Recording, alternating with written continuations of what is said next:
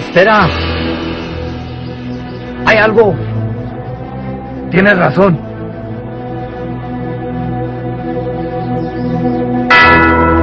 Tráeme el padre.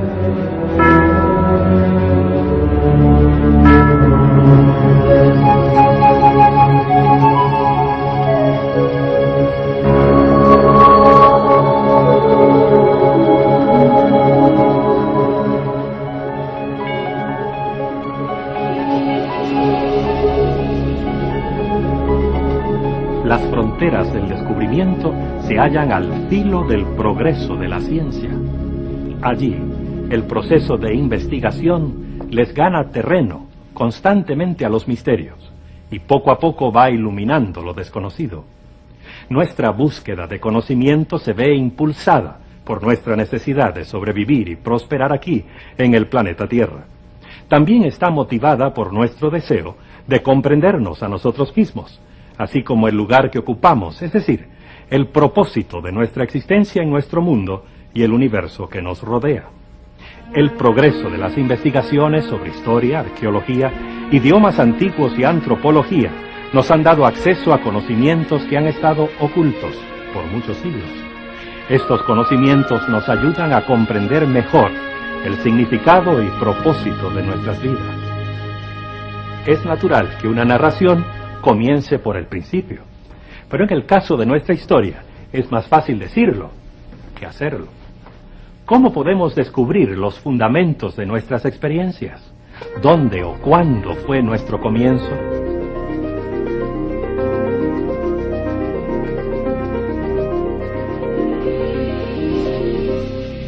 Los antiguos babilonios nos legaron uno de los mitos más antiguos acerca de los orígenes de la humanidad.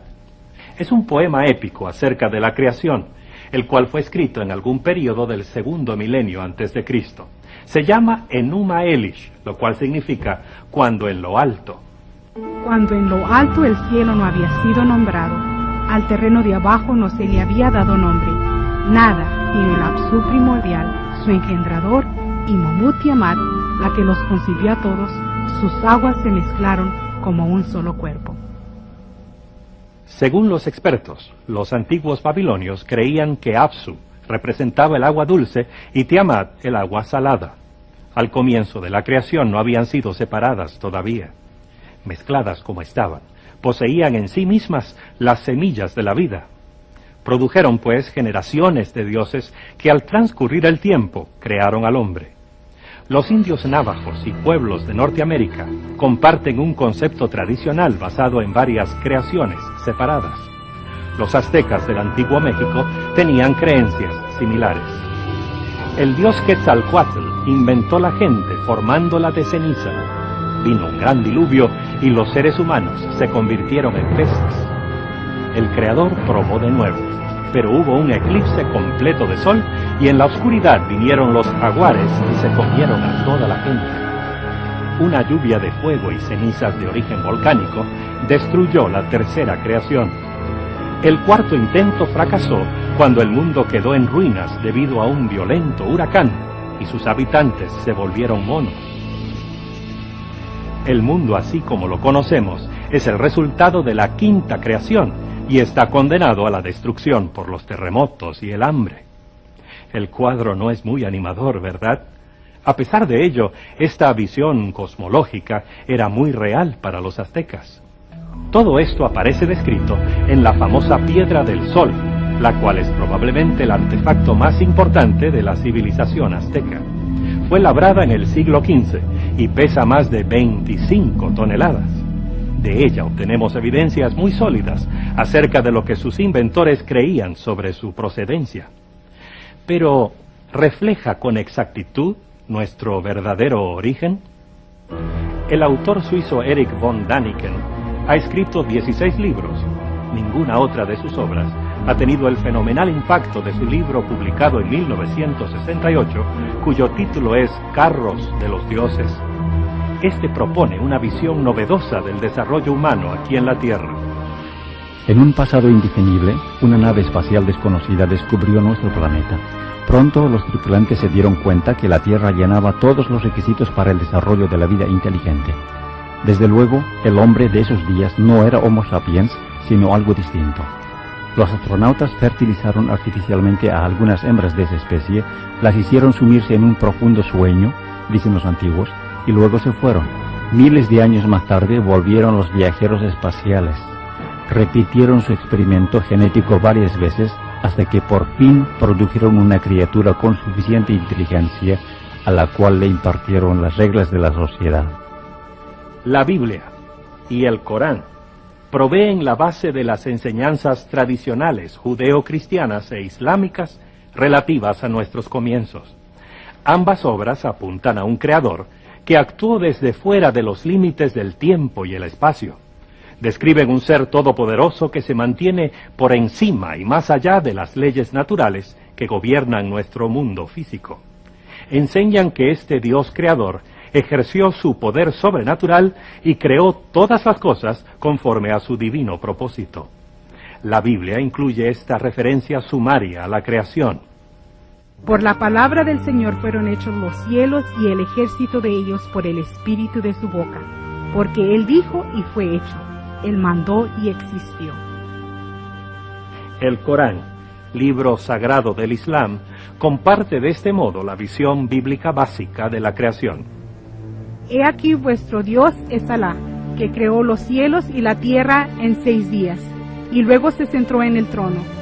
Él cubre la noche con el día, que se apresura a seguirla, y por su mandato ha hecho obedecer al sol, la luna y las estrellas. Suyos son en verdad toda creación y mandamiento. Bendito sea Alá, el Señor de los mundos.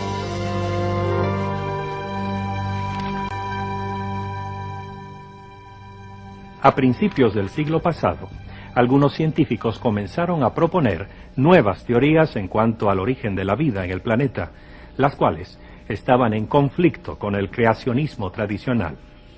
En diciembre de 1831, el barco Beagle zarpó de Inglaterra en un viaje de 5 años alrededor del mundo. A bordo de esta nave exploradora iba en calidad de naturalista voluntario Carlos Darwin, que entonces tenía solo 22 años de edad. Las observaciones y conclusiones de Darwin habrían de revolucionar la visión convencional de nuestros orígenes. Pensaban que Dios había creado los animales y las plantas específicamente aptos para cada medio ambiente. Si fuera cierto, la vida en una isla del océano tendría que ser semejante a la de otra isla. Darwin descubrió que las islas no se parecían entre sí, más bien que las especies en una isla eran similares a las del continente más cercano y no a las de otra isla. Darwin hizo sus descubrimientos más significativos en las Islas Galápagos, situadas a más de 1000 kilómetros al oeste de la costa del Ecuador. Allí Darwin descubrió especies de animales que eran exclusivas de ese archipiélago. Notó también variaciones específicas entre animales similares de las diferentes islas. Regresó un día trayendo un caparazón de tortuga desde una isla que había visitado. Un residente del centro más poblado le dijo, viendo el caparazón: «Así que has estado en tal isla». Él le contestó pasmado: «¿Cómo sabe usted dónde estuve?».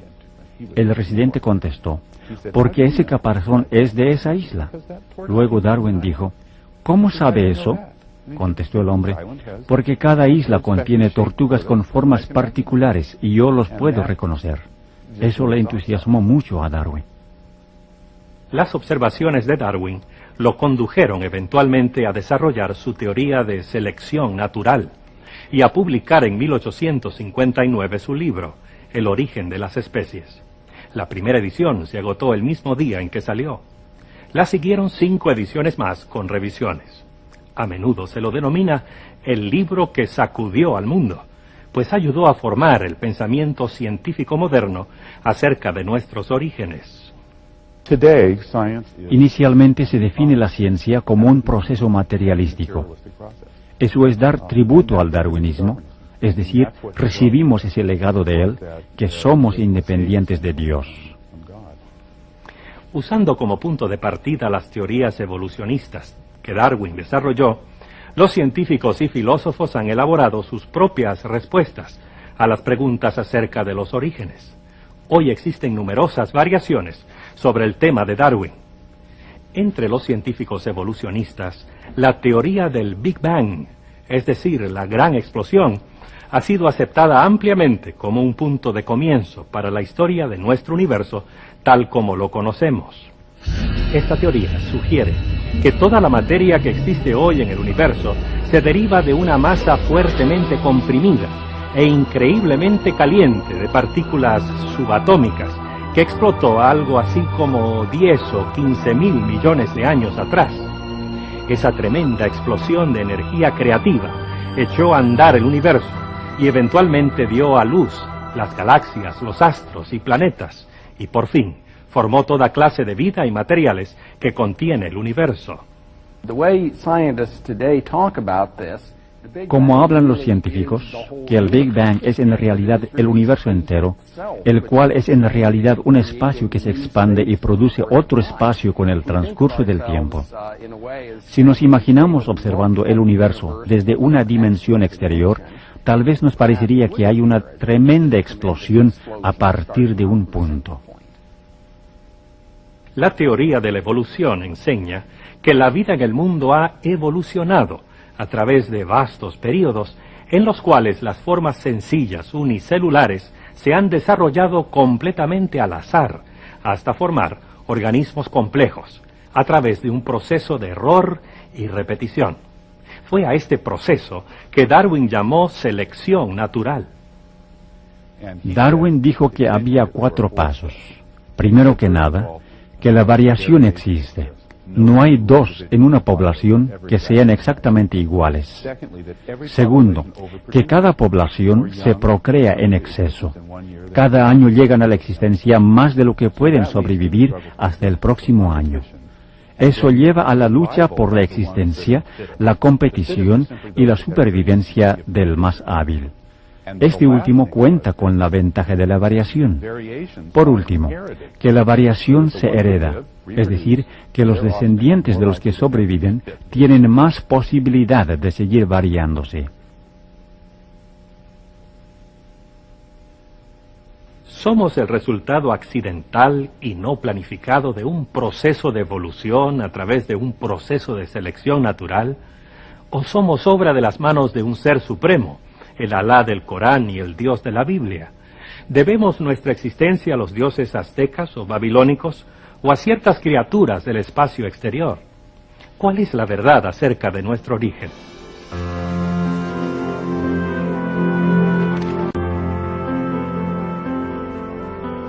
Hoy la teoría de la evolución les es presentada a los niños escolares y promovida por los medios de comunicación como si fuera un hecho comprobado. La verdad, sin embargo, es que la teoría de la evolución no es más que eso, una teoría.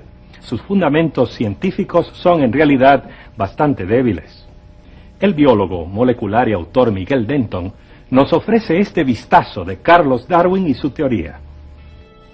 El concepto popular de un Darwin triunfante, cuya confianza en sus opiniones sobre la evolución fue en aumento después de 1859, es una grotesca falsificación.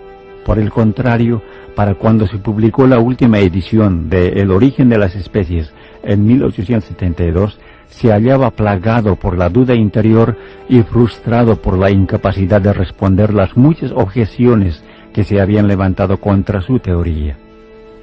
En los días de Darwin, no se podía probar en forma concienzuda su teoría de selección natural debido a las limitaciones del equipo científico disponible en esa época.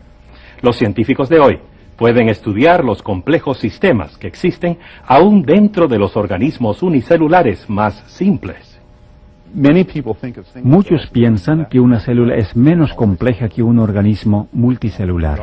Darwin también pensaba así y que el primer organismo tenía solo una célula.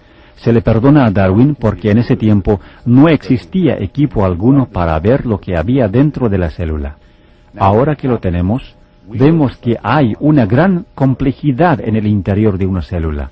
Las amebas se mueven como nosotros, aún sin tener músculos, sino solo microfilamentos. Nosotros digerimos la comida, respiramos, también las amebas, aunque son minúsculas. Solo poseen una célula, pero son complejas y hacen todo lo que hacemos. La complejidad hasta de las formas de vida más simples es una de las razones por las cuales muchos científicos se sienten cada vez menos satisfechos con la explicación evolucionista que insiste en confiar puramente en el azar sin rumbos de ninguna clase. Hay buenas razones para que los científicos cuestionen el supuesto poder de la suerte. Veamos esta sencilla demostración y nos será fácil comprenderlas. Aquí hay 3 bloques, numerados 1, 2 y 3. Hay 6 combinaciones posibles de estos números. Pongo primero los bloques en esta caja y luego la sacudo. Ahora, si me pongo a extraer los bloques uno a la vez, ¿qué probabilidades tendría de sacarlos en su orden numérico? Bien, puedo esperar sacar los números 1, 2 y 3 en ese orden, una vez en cada 6 intentos.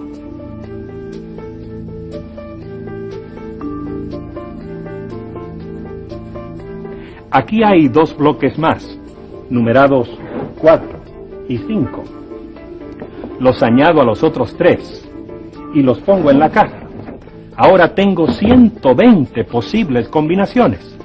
La ley de los promedios me dice que puedo esperar que sacaré los bloques numerados 1, 2, 3, 4 y 5 en ese orden, un promedio de una vez por cada 120 intentos. Veamos. Aquí están los bloques numerados del 6 al 10. Los pongo en la caja con los otros. La probabilidad que tengo de sacar todos los 10 bloques en su orden numérico es menos que 1 en 3,5 millones. Permítanme poner esto en perspectiva. Si yo me dedicara a esto como tarea y trabajara en ello noche y día sacando todos los 10 bloques uno a uno en 15 segundos, podría esperar ganar este juego como promedio una vez cada 18 meses. Y si doblara la cantidad de bloques numerados en secuencia, de modo que fueran 20, ¿por cuánto tiempo puedo esperar que debo trabajar para sacar los 20 bloques en su orden? Supongamos que yo pudiera jugar con la rapidez del rayo, sacando los 20 bloques en el espacio de un solo segundo, y repetir la operación el segundo siguiente y cada segundo de allí en adelante. Bien, la ley de los promedios dice que si hago eso puedo esperar que sacaré de la caja los 20 bloques en orden al ritmo de una vez cada 77,000 millones de años.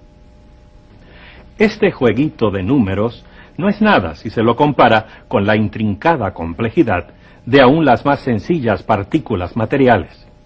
El fisiólogo y autor Pierre Lecomte-Dunois, en su libro titulado El destino humano, estimó que las probabilidades de formar una molécula de proteína compuesta de 2000 átomos son algo así como 10 a la 321 potencia. No hay una buena forma de expresar ese número.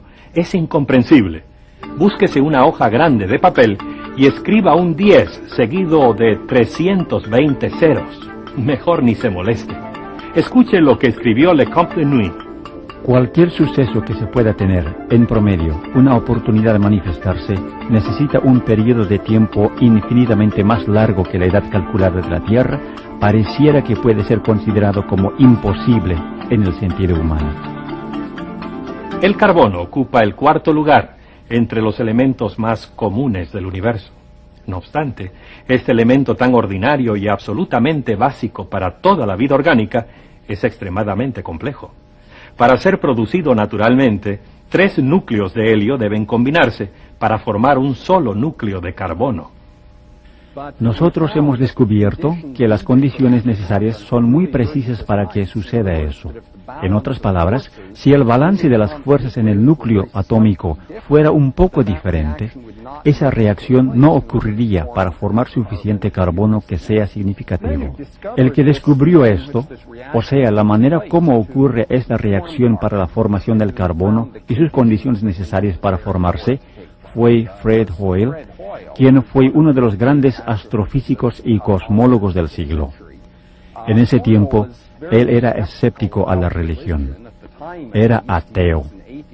Algún intelecto supercalculador debe haber diseñado las propiedades del átomo del carbono De otro modo, las probabilidades de que yo encontrara un átomo así a través de las fuerzas ciegas de la naturaleza serían absolutamente minúsculas. Una interpretación de los hechos conforme al buen sentido sugiere que un superintelecto ha jugado con la física, la química y la biología. Las cifras que uno calcula a partir de los hechos me parecen tan sobrecogedoras que ponen esta conclusión más allá de toda duda razonable. Al parecer, es imposible que exista evolución a través de una larga serie de mutaciones al azar, sin dirección alguna. Este hecho proyecta una nube de duda sobre todo el escenario evolucionista. Los científicos buscan hoy atajos, saltos milagrosos fuera del ámbito del azar. Muchos se sienten francamente maravillados de sus descubrimientos al hallar evidencias cada vez más claras de diseño inteligente en la naturaleza.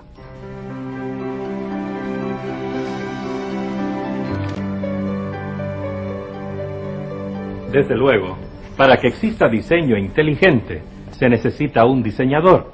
Y la más clara descripción de un diseñador y de su obra se halla aquí, en la Biblia. El mismo relato de la creación registra una progresión sistemática de actos creativos, la cual culmina en la creación del hombre.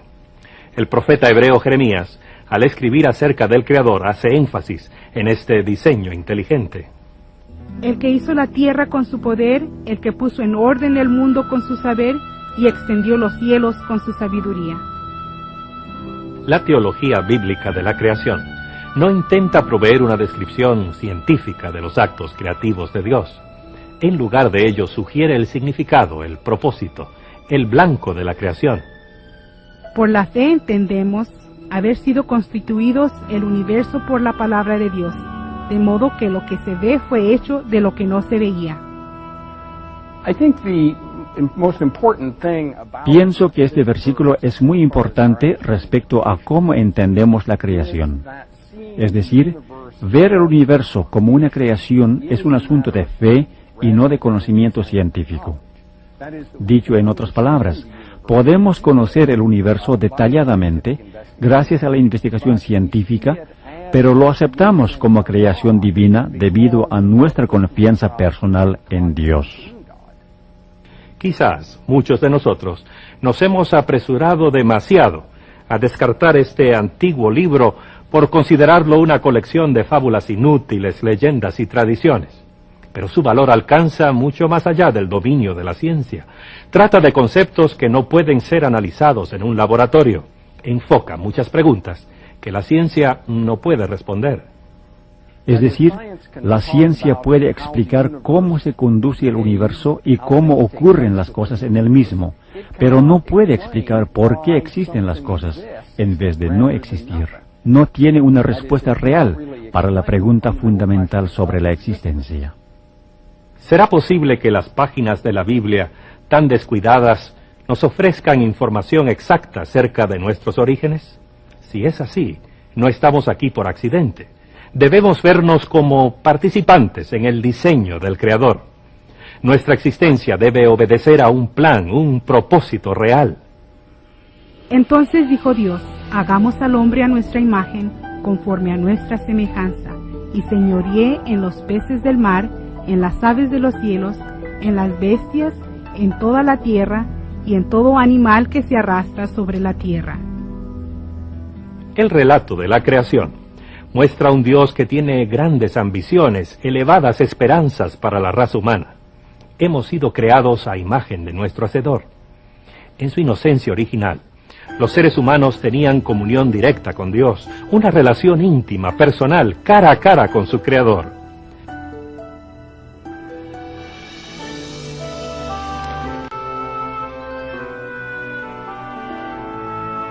La Biblia dice que después de la creación de la humanidad, Dios marcó el fin de su obra con un día de reposo, estableciendo de este modo el ciclo semanal para las actividades humanas. Y fueron acabados los cielos y la tierra y todo su ornamento. Y acabó Dios en el día séptimo su obra que hizo, y reposó el día séptimo de toda su obra que había hecho. Y bendijo Dios el día séptimo y santificólo, porque en él reposó de toda su obra que había criado y hecho. Dios creó el mundo entero en 6 días y descansó en el sábado. Sin embargo, el sábado es una creación en sí, porque pone el resto de los 6 días en perspectiva. What did God create on the seventh day? ¿Qué es lo que creó Dios en el séptimo día? En realidad no creó nada en el séptimo día. No creó nada. En ese día Dios creó más bien un contexto en el cual se puede apreciar, gozar y celebrar todo lo que fue creado en el mundo natural, el mundo material y la vida misma. Al crear el sábado, Dios dio al ser humano una oportunidad para que le imitaran, para que entraran en su reposo y dieran un significado a su relación especial con Él como su Señor y Creador. Notemos lo que el Papa Juan Pablo II expresó en su carta apostólica de 1988, titulada Dies Domini. El reposo ha sido interpretado evocativamente como un elemento determinante en el tipo de arquitectura sagrada del tiempo. Recuerda que el universo y la historia pertenecen a Dios. La referencia papal a la arquitectura sagrada del tiempo reconoce la validez del acerto bíblico según el cual el ciclo semanal de 7 días fue planeado para nosotros por nuestro Creador. Por eso la semana es diferente de todas las otras unidades de tiempo. Pensemos en la estructura del tiempo. Cada uno de nosotros desarrollamos una percepción independiente del tiempo. Todos tenemos un pasado, algunos más largo, otros más corto. Cada uno vive en un presente inmediato y progresivo, cuyo ritmo se percibe como rápido o lento, según nuestra edad, nuestra disposición emocional, nuestro nivel de interés y otros factores subjetivos. En cuanto al futuro, es un misterio que todos compartimos. El sentido del tiempo de usted y el mío son diferentes. Si hemos de coordinar nuestras actividades, necesitamos establecer puntos externos de referencia. La mayor parte de los elementos que necesitamos para medir el tiempo se originan en la creación. El relato define un día como un período de oscuridad y luz, la tarde y la mañana. Lo causa la rotación de la Tierra sobre su eje. Las unidades de tiempo más precisas, las horas, los minutos y segundos, son simplemente fracciones del día. Eso es fácil. El año es el período que se requiere para que la Tierra dé una vuelta alrededor del Sol. El mes en su forma actual se basa aproximadamente en un ciclo completo de fases lunares, pero ha sido ajustado para hacer caber los 12 meses en un año. Ahora bien, el caso de la semana es algo muy diferente. A la primera ojeada es un período arbitrario que no tiene relación con ningún fenómeno natural. El registro más antiguo de la semana se encuentra en la literatura y arqueología de los antiguos pueblos semíticos que habitaron en el suroeste de Asia antes del año 2000 a.C. ¿De dónde sacaron la semana? ¿Estaba engastada en su pasado como resultado del diseño del Creador? Pero, ¿es en verdad la semana una unidad de tiempo arbitraria, artificial? El astrónomo y antropólogo Antonio F. Aveni sugiere una alternativa. En su libro Los imperios del tiempo, informa que algunos cronobiólogos están convencidos que el ciclo de 7 días se haya grabado en nuestra propia naturaleza. El biorritmo de 7 días del cuerpo humano es uno de los descubrimientos recientes de la cronobiología moderna.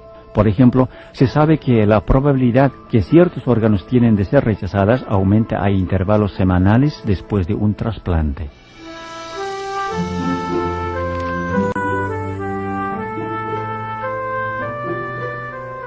La amplia aceptación de la semana de 7 días, a través de miles de años de historia, provee evidencia adicional en apoyo del origen divino del ciclo semanal. Pero si la semana del Génesis ha sobrevivido por millares de años desde la semana original de la creación, ¿por qué el reconocimiento del Creador no ha sido preservado en forma igualmente exitosa? El libro de Génesis describe un cuadro trágico. El ser humano se había convertido completamente malo. De hecho, dice Génesis 6:5 que los pensamientos de los hombres era de continuo el mal. Entonces, así como lo confirman las historias de varias culturas en el mundo, la tierra fue destruida por el diluvio. Según Génesis, solo Noé y su familia, 8 personas en total y algunos animales, fueron preservados. A pesar del diluvio, las generaciones después de Noé pronto se olvidaron de Dios. El monoteísmo fue ignorado y el ser humano fabricó ídolos según su propia imagen. El ciclo semanal, conectado directamente a la creación, fue incorporado en los calendarios astrológicos. Unos 2000 años antes de Cristo, vivió en la ciudad caldea de Ur un hombre que las 3 grandes religiones monoteístas del mundo, judaísmo, cristianismo e islamismo, consideran como uno de sus fundadores. En el relato bíblico, Abraham, más tarde llamado Abraham, es un personaje clave en el plan que Dios desarrolló para ganarse nuevamente el afecto de la familia humana y revivir el conocimiento del Creador. La religión de Abraham se alzó en agudo contraste con la mezquina idolatría y las triviales supersticiones de sus vecinos. Abraham adoraba al Creador, el Dios trascendente e invisible, cuyo poder y sabiduría se demostraban por la misma existencia del mundo. Su religión se basaba en la fe, no en lo que veían sus ojos. Mantenía una relación directa con su Hacedor. Según el informe que provee el Antiguo Testamento, el Dios Creador reveló los principios de su relación con la raza humana en los 10 mandamientos, grabados en tablas de piedra. Esos mandamientos les fueron confiados a los descendientes de Abraham, los israelitas, como una bendición que debían compartir con todas las naciones del mundo. Acuérdate del día del sábado para santificarlo. 6 días trabajarás y harás toda tu obra, mas el 7º es sábado para Jehová tu Dios. No hagas en él obra alguna, tú, ni tu hijo, ni tu hija, ni tu siervo, ni tu criada, ni tu bestia, ni tu extranjero que está dentro de tus puertas. Porque en 6 días hizo Jehová los cielos y la tierra, el mar y todas las cosas que en ellos hay, y reposó en el 7º día. Por tanto Jehová bendijo el día del sábado y lo santificó. Este es definidamente el más largo de los 10 mandamientos. Es único en el sentido que incluye las credenciales divinas, declarando la identidad del legislador y estableciendo que, como creador, tiene autoridad para requerir la adoración de sus criaturas. The commandment to observe the Sabbath El mandamiento de observar el sábado muestra la íntima relación entre Dios y la creación. Muestra que Dios no solo crea, no solo obra a traerla a la existencia todo lo que tiene que existir, el mundo físico, el mundo natural, con todas sus formas de vida, sino que también sostiene una relación íntima con su creación al detenerse y contemplar todo lo que había sido creado, al celebrarla y apreciarla. El sábado revela la compasión de Dios por sus criaturas. En Éxodo 23:12 está expresada una ley que dice: 6 días trabajarás y al 7º día reposarás, para que descanse tu buey y tu asno, y tome refrigerio el hijo de tu sierva y el extranjero. Así que el sábado es un don de Dios para sus criaturas. No solo el ser humano debe descansar de las labores que hace durante la semana, sino que también el buey y el asno.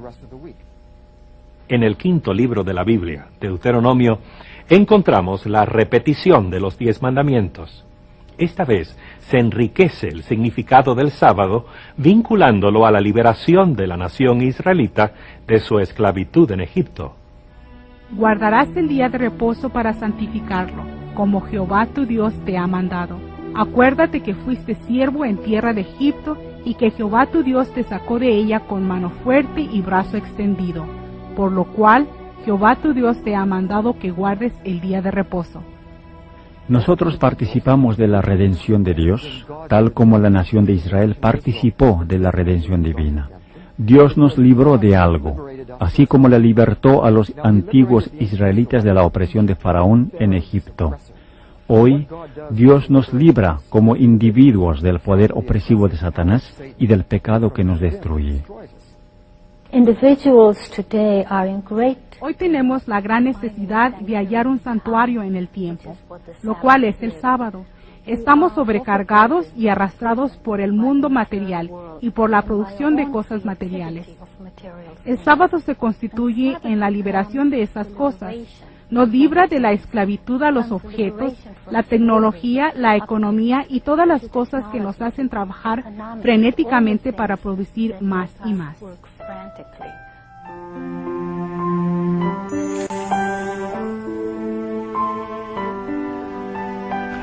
Si el sábado tiene un significado tan amplio, y si es parte de los 10 mandamientos, ¿por qué no se lo observa hoy con mayor fidelidad?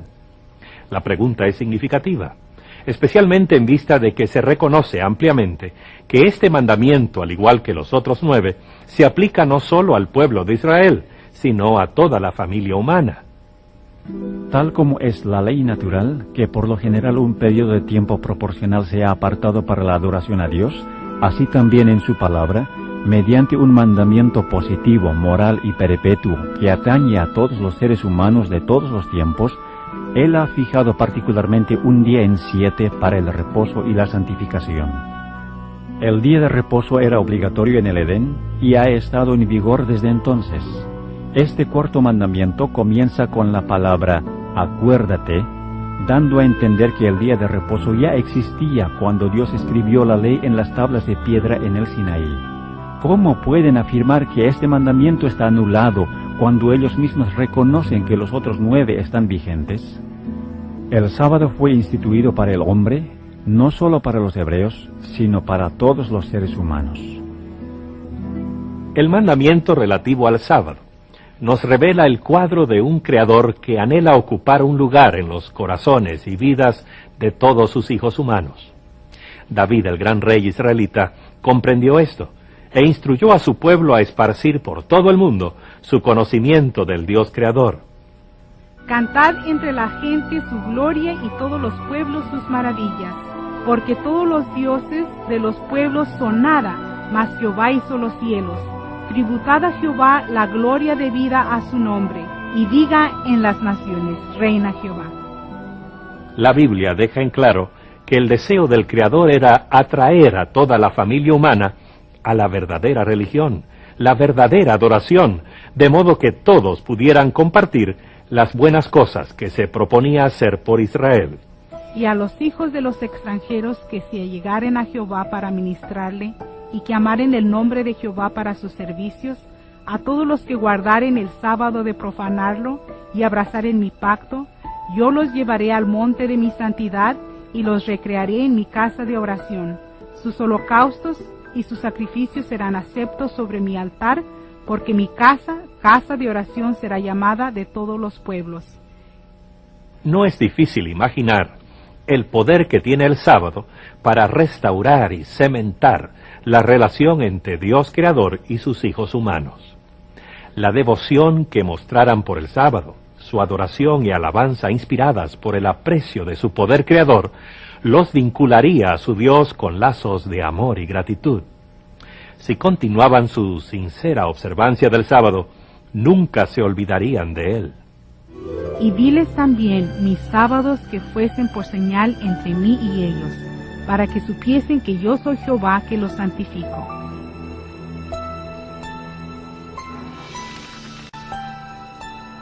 Para los que honraban el sábado de Dios, el día adquirió un profundo significado personal. El día de reposo y de adoración proveía una oportunidad de conocer a su Creador, quien había prometido hacerlos su propio pueblo santo. Pero la historia registra que los israelitas no aprovecharon su oportunidad. Hay evidencia de que el sábado fue negligenciado y pobremente observado, según el profeta Isaías. Nehemías también se refiere a eso. La razón es muy simple. La gente perdió de vista el señorío de Dios. Mas rebeláronse contra mí la casa de Israel en el desierto. No anduvieron en mis ordenanzas y desecharon mis derechos, y mis sábados profanaron. El sábado, símbolo de la relación especial existente entre Israel y Dios, que era el corazón mismo del sistema de culto orientado hacia el Creador, se vio repetidamente desecrado. Finalmente el profeta Jeremías anunció el resultado de la apostasía de Israel. Imagínese al profeta Jeremías caminando arriba y abajo por las calles de la antigua Jerusalén. Su mensaje no causaba alegría, porque decía a la gente que su ciudad y su templo iban a ser destruidos y que ellos iban a ser llevados a Babilonia para servir a su rey por 70 años. Nadie le prestó atención. Desde alrededor del año 605 a.C., los ejércitos de Nabucodonosor, rey del imperio neobabilónico, invadieron repetidas veces el territorio de Israel. Sus fuerzas eventualmente destruyeron la ciudad capital de Jerusalén y se llevaron la mayor parte de sus habitantes al exilio. Algunos de los cautivos fueron llevados a Babilonia, mientras que otros fueron dispersados por todo el imperio. Y entonces, lejos de su tierra, lejos de todo lo que apreciaban, muchos judíos se dieron cuenta de que habían cometido un gran error. Muchos se dieron cuenta de que necesitaban volver al Dios de sus padres y al culto de sus antepasados. Muchos de esos judíos, hombres de gran talento, alcanzaron posiciones elevadas en la tierra extranjera.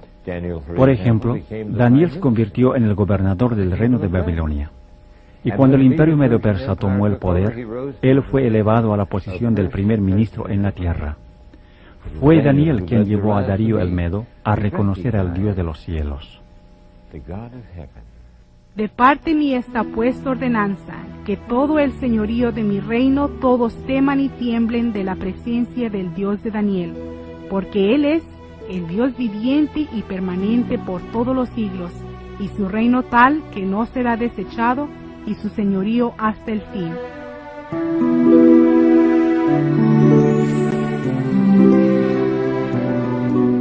Hay evidencias que sugieren que la religión de la nación en exilio llegó a ser tan bien conocida que influyó en los movimientos filosóficos y religiosos del siglo siguiente. Buda, Zoroastro, Confucio y Pitágoras parecen haber adoptado elementos de la religión hebrea. Por ejemplo, si bien en el budismo actual no hay días santos, evidentemente el sábado o uposatha formaba parte de esa religión al comienzo. El santo estableció la función de la observancia de un sábado y sugirió que en la reunión del séptimo día todo monje cuya conciencia le perturbase debiera confesar su ofensa en plena asamblea de la hermandad. Arturo Lloyd, en su libro El credo de la mitad del Japón, dice que la orden de los monjes guardó sus sábados durante muchos siglos. Aún Confucio bien puede haber hecho referencia al sábado en este pasaje tomado de una de sus obras clásicas. Los antiguos reyes en ese día culminante cerraban sus puertas, los mercaderes no viajaban y los príncipes no inspeccionaban sus dominios. Cierta medida de conocimiento sobre el sábado semanal eventualmente se proyectó a numerosas culturas. Este conocimiento se refleja en los nombres que en muchos idiomas se les dan a los días de la semana. En el idioma hebreo el nombre de cada día muestra su relación con el sábado. Al primer día se lo llama Echad Be-Shabbat, o uno que acompaña o que va con el sábado. Cada día subsiguiente procede hacia el sábado hasta el día sexto, al cual se lo llama víspera del sábado. El séptimo día es desde luego el sábado, el reposo. La misma forma para designar los días de la semana se usaban en muchos idiomas, incluyendo el antiguo siríaco, el siríaco caldeo, indostano, afgano, farsi, armenio, kurdo, kazani tártaro y chino maometano. En más de un centenar de idiomas antiguos y modernos, al séptimo día del ciclo semanal se lo llama sábado o su equivalente.